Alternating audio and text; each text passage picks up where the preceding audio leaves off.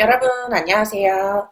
오늘은 매입 매출 전표 입력의 매입 거래 코드 유형 부분에 대해서 보도록 할 겁니다.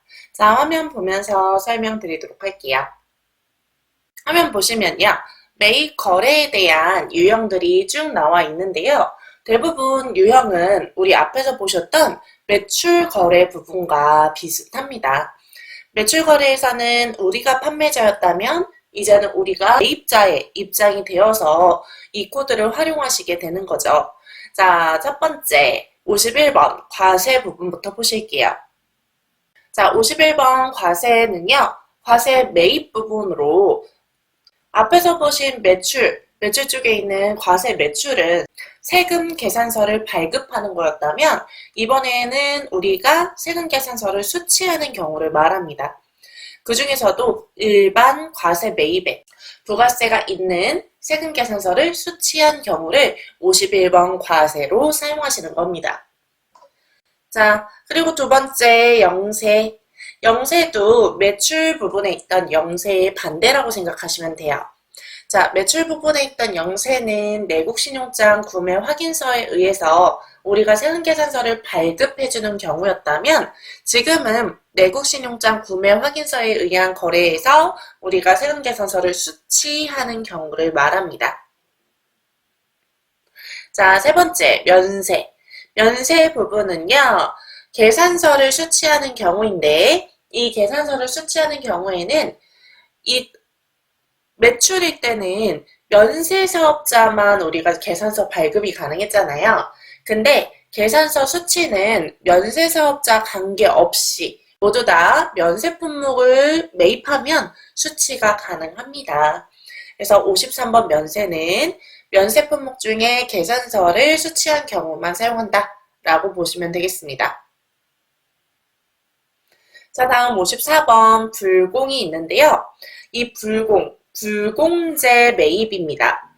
불공제 매입 부분은 매입의 꽃이라고 할 수 있을 정도로 아주 중요한 부분인데, 자, 세금 계산서는 수취를 하였으나 매입세 공제는 받지 못하는 것들을 바로 불공제라고 하는데, 자, 그럼 불공제 매입 부분을 좀 더 자세히 살펴보면요. 자, 가장 첫 번째로 필요적 기재사항 누락 부분이 있습니다. 자, 필요적 기재사항 누락이라는 부분은 세금계산서 부분에 대해서 우리 세금계산서 부분에서는 필요적 기재사항과 선택적 기재사항 부분이 있는데 이 중에 필요적 기재사항 중에 일부를 누락한 경우에는 세금계산서 받았다고 하더라도 이건 인정해주지 않겠다. 정상적인 적격 증빙이 아니기 때문에 인정 안 해준다. 라는 뜻입니다. 자, 그리고 두 번째. 사업과 직접 관련 없는 지출 부분이 있고요. 자, 사업과 직접 관련 없는 지출 같은 경우에도 자, 가장 많이 사용하는 경우가 언제냐면 대표자가 개인적인 용도로 무언가 노트북을 산다거나 자동차를 구매한다거나 이런 경우일 때 이때 회사의 이름으로 세금계산서를 수취하였다면 그 부분은 회사의 지출이 아니니까 매입세 공제해주지 않겠다라는 내용입니다. 자, 다음은 3번. 비영업용 소형 승용 자동차 구입 유지 및 임차에 대한 내용인데요. 자, 여기에서 말하는 비영업용 소형 승용 자동차라는 부분은요. 자동차의 범위는 배기량이 1000cc를 넘어서고 그리고 8인승 이하의 차량들을 뜻하고 있습니다. 그래서 1000cc를 넘지 않거나 또는 8인승 초과분에 대한 자동차 같은 경우에는 우리가 공제가 가능한 자동차로 보는데 비영업용이고 소형, 승용 자동차 부분의 범위 안에 들어가는 것들은 우리 아무리 업무용으로 사용을 했다라고 하더라도 인정해주지 않는다라는 뜻입니다. 이때 이 비영업용 소형 승용 자동차라는 것은 업무용 승용차라고 우리 같은 의미로 보기도 합니다. 자, 다음 4번은 접대비 관련된 비용입니다. 자, 접대비 및 이와 유사한 비용 관련 부분인데 접대비는요, 무조건 다 불공이에요. 세금계산서를 수취했던 어쨌든 접대비가 나오면 모두 다 불공제입니다. 우리 부가세 대급금을 적용하시면 안 되는 거예요. 분계에서 부가세 대급금 자체가 안 나옵니다. 그래서 이거 주의해서 보시고요. 접대비 부분 중요합니다. 자, 그리고 5번째는 면세사업 관련. 자, 면세사업자는요, 우리가 면세로 매출을 하는 사업자잖아요. 그렇기 때문에 면세사업을 하는 경우에는 매출세액이 발생되지 않아요. 그럼 매출세액이 없는데 우리가 매입 시에 면세품만 사오진 않을 거잖아요. 뭐 과세가 붙어있는, 그러니까 세액이 붙어있는 물품들도 사오게 됐을 때 만약 그 부분에 대해서 우리가 매입세 공제를 해주게 되면 그 면세사업자는 매번 세액을 환급받게 되겠죠. 그렇기 때문에 이렇게 불합리한 것들을 막기 위해서 면세사업자인 경우엔 매출 시에도 면세로 세금 안 내니 매입 시에도 면세 처리에 대해서는 불공제를 하겠다라고 적용하는 부분입니다. 자, 다음 6번은 토지의 자본적 지출 관련 부분이고요. 자, 토지의 자본적 지출이라는 것은 토지의 가치를 증가시키는 부분이에요. 그래서 이 부분은 토지의 구입도 플러스되는 부분이고요. 그 외에 토지를 정지한다든지 이러한 토지에 대해서 가치를 올리는 것들은 모두 다 불공제로 보고 있습니다. 자, 마지막 7번 사업자 등록 전 매입세액 부분이고요. 자, 사업자 등록을 하기 전에 발생하는 매입세액들은 당연히 지금 등록 전에 발생한 내용들이기 때문에 공제를 해주지 않겠다라고 보는 거고, 단 사업자 등록 전 20일 이내에 발생했던 건들에 대해서는 우린 세액에 대해서 공제를 인정을 해주고 있습니다. 그 부분만 주의해서 보시면 될 것 같네요. 자, 다음은 수입 보도록 할게요. 자, 수입은요, 수출의 반대죠. 수출은 우리가 외국으로 물건을 판매하는 과정이었다면 수입은 외국에서 해외에서 우리 재화를 수입해서 가져오는 단계를 말하는데 이때 세관장이 발행한 세금계산서를 수취한 경우 55번 수입 유형을 사용할 수 있습니다. 자, 그래서 우린 55번 수입에서도 수입 세금계산서, 세금계산서 부분의 수치가 나온다는 걸 보셔야 합니다. 자, 그러면 여기까지 일단 보시면 세금계산서가 들어간 유형이 몇 개가 있나요? 자, 가장 먼저 과세 부분이 있고요. 그리고 영세가 있고 불공도 있죠. 불공도 있고요. 그리고 수입에 대한 세금계산서도 있습니다. 이렇게 우리는 세금계산서 수치 부분에 대해서 총 4가지 유형에 반영이 되기 때문에 이 4가지 유형은 세금계산서 합계표의 매입 부분으로 반영이 됩니다. 자, 그래서 수입에 대한 거래 보셨고 다음은 카드 과세. 자, 카드 과세 부분은요. 우리 카드 매출하고 똑같은 거잖아요. 그죠? 근데 이번에 우리가 사는 거예요. 카드로 과세 매입 품목을 사오는 것입니다. 자, 이 경우에는 예로 나오는 것이 우리 회사의 법인카드를 사용해서 어떠한 비용을 썼다 또는 무언가를 사왔다 라는 경우들이 많이 있습니다. 그래서 이렇게 우리 회사의 카드를 사용해서 과세인 물품을 구입했을 때 우리는 카드 과세로 사용을 하고요. 이때는 우리가 신용카드 매출 전표를 발급을 받은 경우, 즉 수취한 경우다라고 보시면 되겠습니다. 자, 다음은 카드 면세. 카드 면세는 면세품에 대해서 카드 결제한 것이라고 보시면 되고, 카드 영세는 영세 매출에, 영세 매입에 대해서 카드 결제한 경우입니다. 자, 60번 면건 같은 경우에는요. 이건 똑같죠. 매출에서도 있었던 내용이잖아요.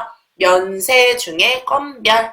자, 무증빙으로 면세 매입을 한 경우, 이 경우에는 면건 60번 사용하시면 되고요. 자, 61번 현과는 현금 영수증 과세 매입이죠. 그래서 현금 영수증을 발급받고 현금으로 결제하고 과세 물품을 매입한 경우라고 보시면 되고, 자, 현면은 현금 영수증 면세로서 면세 품목을 현금으로 결제하고 현금 영수증을 발급받은 경우입니다. 자, 그래서 우리는 이렇게 부가세 매입 부분에 대한 유형들을 가지고 또 실무 문제를 한번 풀이해 보도록 할 건데요. 자, 가장 먼저 51번 과세 부분부터 보도록 하겠습니다. 자, 51번 과세에 대한 실무 문제 교재에서 보실게요. 자, 실무 문제 51번 과세 1번 2월 1일에 안산기업으로부터 원재료를 매입하고 전자세금계산서를 발급받았다라고 되어 있네요. 자, 여러분 전자세금계산서 발급을 받았고요. 지금 공급자 부분에 안산기업이 있고 공급받는 자에 우리 회사가 있죠. 자, 이렇게 이제는 우리가 매입했을 때 공급받는 자가 되었을 때의 거래들을 보시는 겁니다. 내용 보니까 원재료에 대해서 총 50개에 대해서 구입을 했고요. 하나당 8만원짜리다 라고 써있고, 그리고 합계금액 있는 부분을 보시면 외상 미수금 부분에 440만원이 찍혀있는 걸 보실 수 있습니다. 자, 이 말은 우리가 원재료를 외상으로 구입했다라고 보실 수 있겠죠. 자, 이 부분 프로그램 보면서 한번 진행해 보도록 하겠습니다. 자, 프로그램 실행해 주시고요. 2월 1일 한번 조회해 보도록 하겠습니다.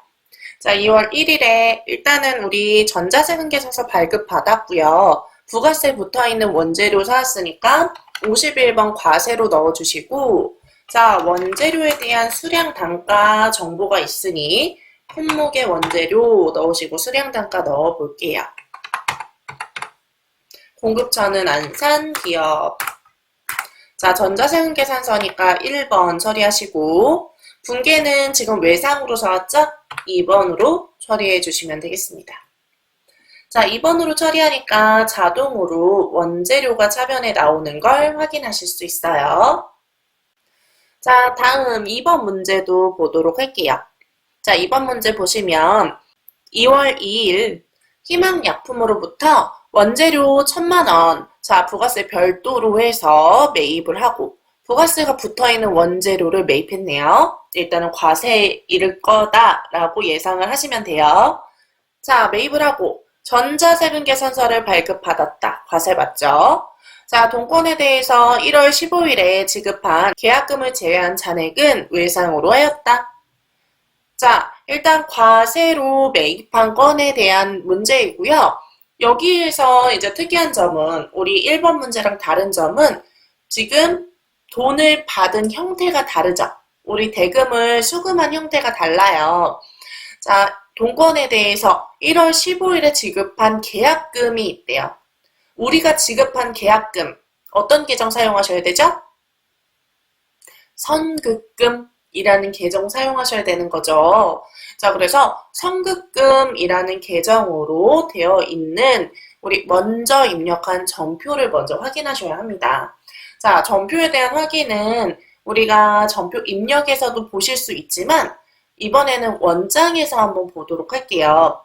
자, 우린 희망약품한테 계약금을 1월 15일 날 주었다는 걸 알고 있으니까 거래처 원장에서 조회를 해보도록 하겠습니다. 자, 거래처 원장 실행되면 1월 15일자로 계정 과목은 선급금. 자, 거래처는 희망약품. 자, 희망약품 조회해보니까 지금 차변에 100만원 나와 있는 거 보실 수 있죠? 아, 우리 15일에 100만원만큼에 대해서 지금 계약금으로 희망약품에게 주었구나 라는 걸 확인하신 거예요. 자, 그럼 이 100만원을 먼저 없애주셔야겠죠? 자, 2월 2일에 유형은 51번 과세로 두시고 원재료 사왔고요. 여긴 생략할게요. 원재료 사오고 1,000만원짜리 부가세 100만원, 그리고 공급처가 희망약품. 자, 전자세금계산서 받았으니까 전자 처리하시고 여기에서 우리 혼합으로 보셔야 되죠?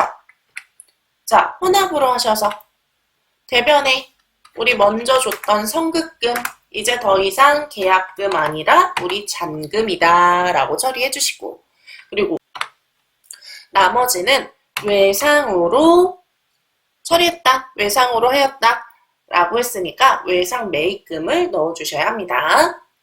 자, 그래서 이번 문제에 대한 분개해봤고요. 다음 3번. 2월 3일에 안산기업으로부터 구입한 원재료 중 일부 10개만큼에 대해서 파손되어 반품을 하고 수정 전자세금계산서를 발급받았다. 대금은 외상매입금과 상계 처리하기로 거래처와 합의하였다. 자, 여러분, 우리 앞에서 매출할 때 과세 매출에서도 반품권 입력해 보셨잖아요. 매입도 똑같아요. 우리 입장만 바뀐 것 뿐이에요. 과세 매출에서 반품은 우리가 돌려받는 거였고, 지금은 우리가 돌려보내는 거예요. 환출에 대한 처리하시면 되는 겁니다. 자, 여기서도 3일날 유형 원래 우리가 판매했던 거랑 똑같이 안산기업에다가 우리 세금 계산서 받고 원재료 사왔던 거잖아요. 그러니까 원재료에 대해서 이렇게 과세로 처리해 주시고, 파손돼서 반품한 경우에는 수량을 돌려보낸 거기 때문에 수량에서 마이너스 10개로 넣어주시고 단가는 양수로 넣어주시면 되고요. 자, 안산기업이었고, 안산기업에 대한 거였고, 그리고 전자, 세금계산서니까 전자로 두시고, 분계는요, 외상매입금하고 상계하기로 했대요. 그러면 분계는 2번 외상매입금 건으로 넣어주셔야 합니다. 자, 이렇게 넣으니까 하단에 우리 자동으로 마이너스 금액으로 나타나는 거 보실 수 있죠? 자, 이렇게 외상매입금 부분이 대변에서 마이너스 금액으로 기입이 되면 자동으로 아까 우리 1일날 외상매입금 440만 원에서 지금 반품한 88만 원만큼에 대한 금액이 자동으로 차감돼서 잔액으로 보여지게 됩니다. 자, 다음 4번 문제 또 보실게요. 4번. 2월 4일에 공장에서 사용할 에어컨을 200만 원 부가가치세 별도로 해서 강남전자주로부터 구입을 하고 전자세금계산서를 발급받았다. 대금은 당좌수표를 발행하여 지급하였다. 단 고정자산 등록은 생략하고 거래처 코드는 310번으로 사업자 등록번호와 대표자와 함께 등록하라고 되어 있네요. 자, 그럼 이번에는요, 여러분, 아까는 계속 원재료를 사왔는데 이번엔 공장에서 사용할 에어컨 사왔대요. 자, 공장에서 사용할 에어컨, 이거 어떤 계정 과목으로 처리해 주셔야 할까요? 비품으로 처리하셔야겠죠. 우리 업무용으로 사용하는 거니까 비품으로 처리를 해주셔야 되는 거고요. 이번에도 전자세금계산서 발급받았으니까 과세로 입력을 하실 건데, 자, 4일에 과세 유형으로 반영을 했던 거니까 유형을 과세로 넣어주시고요. 자, 에어컨 사고 공급가액은 200만 원이고요. 부가세 별도 붙었고요. 그리고 지금 공급처가 강남전자인데 새로 등록을 하라고 했잖아요. 그러면 우리 플러스 키 누르시고 강남전자 주, 자, 이렇게 하신 다음에 거래처 코드는 310번 수정 누르셔서 사업자 등록번호 부분에다가 사업자 등록번호 기입하시고 대표자명 입력하시고 다 되셨으면 넘어와서 전자로 처리하신 후에 그 다음에 지금 우리 비품을 당좌수표 발행해서 지급했대요. 혼합으로 하시면 되겠죠? 3번 혼합. 자, 차변의 원재료 아니라 비품으로 바꿔주셔야 하고요. 그 다음에 대변에는 당좌수표 발행했으면 당좌예금. 자, 이렇게 4가지 과세건에 대한 분개를 해봤는데요. 자, 이 분개들을 가지고 우리 세금계산서 합계표를 한번 보실 거예요. 과세에서는 전부 다 우리 세금계산서가 반영이 됐었잖아요. 그러니까 우리 매입 세금계산서를 한번 보실 건데 전체 메뉴에서 부가가치 탭에 들어오시면 여기 두 번째 세금계산서 합계표 있죠. 우리 매출 시에도 보셨잖아요. 자, 세금계산서 합계표 부분에서 2월이 포함된 부가세 기간 언제입니까? 1월부터 3월 1기 예정신고 기간이죠. 자, 1기 예정신고 기간으로 두시고 매입 탭을 조회해 보세요. 자, 이렇게 매입 탭을 조회를 해보니 우리 지금 입력했던 건들에 대해서 전부 반영된 걸 확인하실 수 있고요. 자, 여기서 안산기업 부분 보시면 두 건이잖아요. 이 두 건은 수량이 한 번은 우리 1일날 등록했던 거, 그리고 3일에 반품 처리했던 거, 두 건 다 반영이 됩니다. 자, 그리고 여기에서 또 이제 합계에 있는 공급가액 한번 보세요. 공급가액 보면은 1,520만 원이에요. 자, 이 1,520만 원은 우리 전체 화면에서 부가세 신고서. 자, 부가세 신고서 실행하시면 여기에서도 또 똑같이 1월부터 3월로 조회를 새로 불러기 하시면요. 여기에서 일반 매입과 고정자산 매입에 이렇게 나뉘어져서 들어가는 걸 확인하실 수 있어요. 자, 여기 11번 고정자산 매입에 들어간 금액은 우리 4번 부분에서 입력했던 에어컨에 대한 부분이죠. 그래서 요거 같이 확인을 해주시길 바랍니다. 자, 일반 매입 부분은 원재료 구입이나 또는 비용에 사용된 세금계산서 수치분이고요. 그리고 고정자산 매입은 유형자산 부분에 대해서 수치했을 때 반영되는 부분이 11번 부분입니다. 자, 이렇게 우리 과세 유형으로 작성되어 있는 매입 부분이 세금계산서 합계표 부분에서는 어떻게 반영되어서 나타나고, 그리고 그 부분이 또다시 부가가치세 신고서에서는 몇 번 부분에 반영이 되는지를 같이 보셨어요. 자, 그래서 앞으로도 매입 부분에 대해서 전부 이러한 형식으로 보실 거고요. 매출을 할 때랑 동일하게 이렇게 보실 거고, 그리고 오늘은 우리 간단하게 매입에 대한 시작 부분으로 과세 부분만 보신 거고, 다음 시간에 나머지 유형들에 대한 실무 문제를 같이 풀어보도록 하겠습니다. 자, 오늘 고생 많으셨고요. 다음 시간에 뵙도록 하겠습니다. 수고하셨습니다.